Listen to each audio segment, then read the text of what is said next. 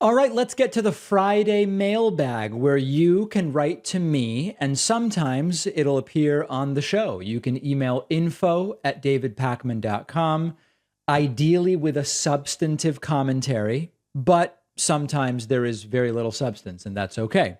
I want to start today with an email from a right winger, I think, who thinks they're on to me. They think they know my trick. Take a look at this message. Andrew wrote to me and said, "It's a nice trick. Good afternoon, sir. I noticed that you only discuss the dumbest or the dumb Republicans on your show. It's a nice trick. It's the same trick Tucker and Sean Hannity and Don Lemon and many others use. You will find no shortage of idiots on both sides of the aisle, and what you do is shine a light on just those people. Do you ever plan on having a conversation with anyone that you can't tip the outcome in your favor? If your arguments are so good, you should be able to talk to anyone, not just the pillow guy and Jesse Lee Peterson or whatever his name is. I read the comments your audience writes, and I must say that the most ignorant and misinformed people in America. And what's scary is that these people think they are the smart ones. I don't even do this for a living, and I can pick apart every single one of your arguments, or at least show where you are being a hypocrite. I honestly used to really like you. I know. I like to hear solid arguments from both sides. But now I realize you are just a fraud. I might as well call you Hannity Jr. It's the same playbook, bro. So first of all, they never tell you who the smart conservatives are. Tell me exactly who they are, because they'll go, well, Ben Shapiro. I interviewed Ben Shapiro on the show. It didn't go great for him. It wasn't like terribly humiliating, but he didn't make a lot of sense. And then he's refused all subsequent invitations. I've had Michael Knowles on the show. Some of these right-wingers go, Knowles is the smart one.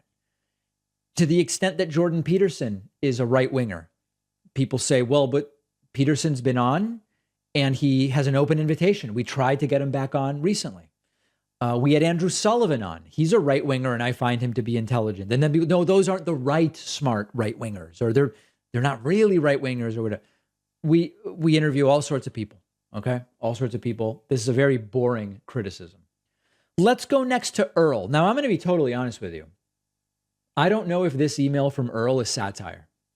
Earl wrote in about raising the minimum wage and said, I am so disappointed to see encouragement from your people to raise the minimum wage to $15 an hour. This could destroy capitalism as we know it, forcing millions of businesses and CEOs out of work because people are too lazy to work and too stupid to budget. I am not an economist like Thomas Sowell, but I can do simple math. So let's start. $7.25 an hour is $290 a week. That's $15,080 for the year. Average health insurance is only $150 a week. That's $600 a month. Average apartment rent for a one bedroom is only $275 a week. That's $1,100 a month. Average food cost for one person is only $51 a week. Average transportation, $65 a week. Utility bills, $35 a week. So to survive, we don't need a $15 per hour minimum wage. All the person has to do is work 2 full-time jobs and drive Uber in their spare time. I'm sure that's what Milton Friedman or Thomas Sowell would do. If this is satire, it's very well done. If it's not, then it's kind of weird. But I think because I can't tell, I'll do it as a presented without comment. John wrote in.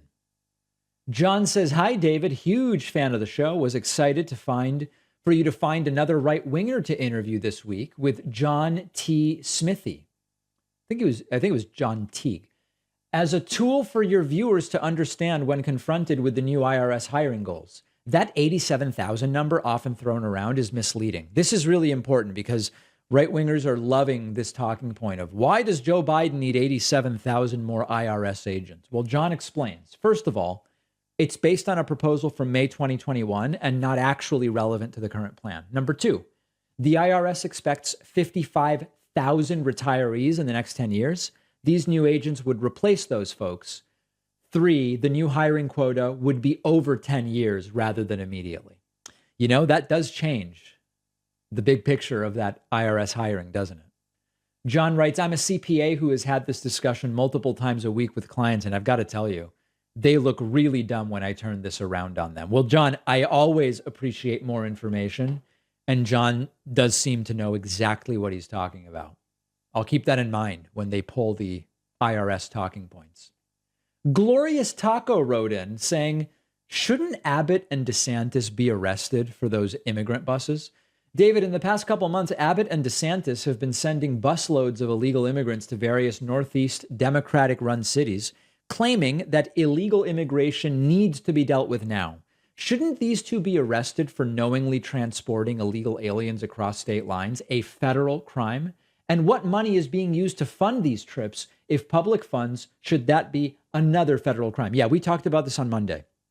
NPR has a really good article about the possible illegality of the DeSantis migrant Martha's Vineyard stunt. I don't want to rehash everything I said. You can check out that clip. But GT, you are spot on in identifying there are a bunch of possible crimes there, a bunch of possible crimes. Anthony wrote in about Michael Cohen, Trump's former lawyer, and says, hey, David, I'm not sure if you addressed this before, but I've been listening to the Michael Cohen podcast, and I noticed a couple times that he referenced you as the guy that goes to Trump rallies and talks to Trump supporters. I don't think he has the right guy unless you've been out there, in which I'm sorry I even addressed this. I thought maybe he was thinking of Jordan Klepper or some other mockery type journals. Yeah, so Michael Cohen's a great guy. We're in touch, and he's a supporter of the show. We're going to have him back on soon. I like Michael Cohen. He sometimes refers to me as a comedian, which I'm glad to be called, although I'm about to show you an email that says I'm not funny. But to the extent that Michael Cohen finds me funny, I'm glad for him to call me a comedian. Michael Cohen has also said the guy that goes to Trump rallies. And when Michael Cohen interviewed legal analyst Asha Rangappa, Asha also said, I'm the guy that goes to the Trump rallies. So we've sent people to Trump rallies. We will also sometimes look at clips from Trump rallies. I don't know where it all came from. Your guess is as good as mine. But I know exactly what you're talking about. Humor. Here is someone who doesn't like my humor or says I'm not funny. Like the show a lot, Dave, but find your humor a bit lacking. Not a complaint at all, but the dim sum word with Boebert cracked me up. She's in my district as Peters in Mesa County. Trial date for Peters that was just set is 6 months from now. No lack of loons around here. Very much appreciate your efforts, says Tom. You know, does it make sense to say that my humor is lacking when it's not a comedy show? I don't know. I mean, it's sort of like if you said I didn't like what's a really like hard-boiled TV show, kind of dark. I don't know. There's actually a really good German time travel show called Dark, and it is a dark show. It would be weird to say, now the humor is lacking. It's not a comedy series. So I just don't know about this. My humor is lacking. It's not really meant to be a comedy show. So I don't know. Let me know what you think about what Tom has to say. Mike in New York City also wrote in. Mike said, David, I always found it hilarious that MAGA people think they're being clever by saying, let's go Brandon, and that they think this bothers anyone on the left at all. I think Democrats should co-opt the phrase, let's go Brandon. They should start chanting it in support every time Biden does something good. Yeah, that would be funny. You know, a lot of times taking back the phrase is kind of silly. In this case, I think it would be funny for the left to also start using let's go Brandon as a positive. One of the cringiest things is when these right wingers, you see them and they think they're so smart and clever and incisive when they go, let's go Brandon. And some of them email me and they'll say, David, can you tell Brandon to pay attention to his teleprompter or whatever, you know, that type of thing. And they genuinely think they're being super clever. It's cringy. The entire let's go Brandon thing is one of the cringiest out there. And the funniest part of it is how clever they think they are. They will never change. At least doesn't seem like it anytime soon. Make sure you are signed up for our bonus show. Oh, my clip isn't even playing. That was weird. It like came out of the wrong speaker. Anyway, you know Alex Jones doesn't like the bonus show. Just remember that. To me, that's a great endorsement of the bonus show. Sign up at joinpakman.com and get instant access to that very same bonus show. We've got one coming up today, right after the podcast.